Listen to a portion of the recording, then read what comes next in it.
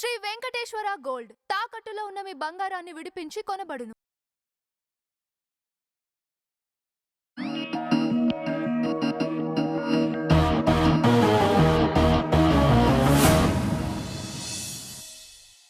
IT and HRD minister Nara Lokesh గారు globally travel చేస్తూ ఎన్నో ఐటీ కంపెనీస్ ని అట్రాక్ట్ చేస్తూ మన ఆంధ్రప్రదేశ్ ని గ్లోబల్ గా రిప్రజెంటేట్ చేస్తూ ఎన్నో గొప్ప గొప్ప కంపెనీస్ అన్నిటిని మన ఆంధ్రప్రదేశ్ లో ఇన్వెస్ట్ చేయడానికి తీసుకొని వస్తుంటే ఒక పక్కన వైఎస్ జగన్మోహన్ రెడ్డి గారు and their team are working hard to get Nara Lokesh గారు వర్కౌట్ చేస్తున్న వాటన్నిటిని కిందకి లాగేయాలని చెప్పి సిరీస్ ఆఫ్ బిల్స్ ని హైకోర్టులో ఫైల్ చేయడం జరుగుతుంది.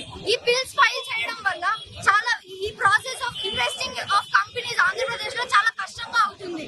ఒకవేళ ఇవే కంపెనీస్ సత్వా కానీ, కాగ్నిజెంట్ కానీ, టీసీఎస్ కానీ, రహేజా కానీ ఈ ఐటీ కంపెనీస్ అన్ని కానీ మన ఆంధ్రప్రదేశ్ లో ఇన్వెస్ట్ చేస్తే overall 1 crore job opportunities youth కి రావడం జరుగుతుంది.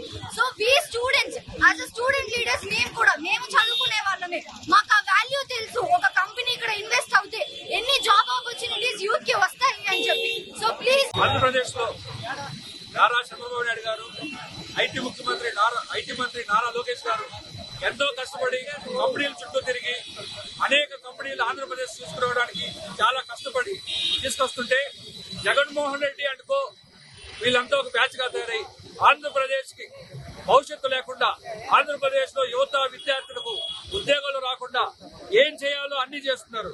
ప్రతి ఒక్క కంపెనీకి తీసుకురావడానికి అనేక శ్రమలు పడుతున్నారు నారా లోకేష్ గారు. వీళ్ళు ఇంత శ్రమ పడుతున్నా కూడా వాళ్ళు హైకోర్టులో కేసులు వేసి కంపెనీల మీద ఎన్విరాన్మెంటల్ ప్రాబ్లమ్స్ ఉంటాయి, రకరకాల ప్రాబ్లమ్స్ చెప్పి ఆంధ్రప్రదేశ్ కంపెనీలకు రాకుండా అడ్డుకుంటున్నారు.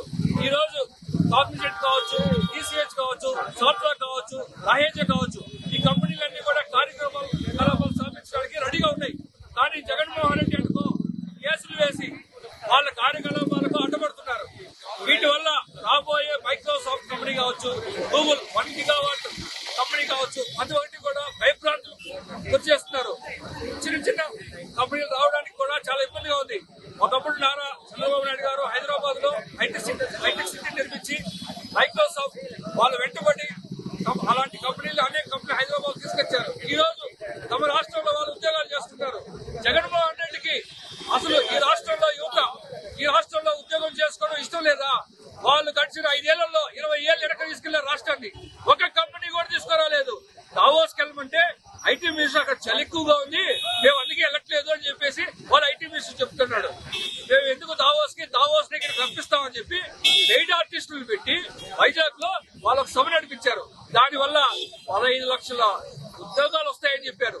కనీసం ఒక 100 ఉద్యోగాలు తెచ్చిన పాపం కూడా లేదు. ఐటీ మినిస్టర్ కానీ జగన్మోహన్ రెడ్డి అనుకో బ్యాచ్ ఈ రోజు ఎంతో కష్టపడి ఎంతో శ్రమించి కంపెనీల చుట్టూ తిరిగి చేస్తుంటే నారా లోకేష్ గారు ఆ కంపెనీల మీద హైకోర్టులో కేసులు వేసి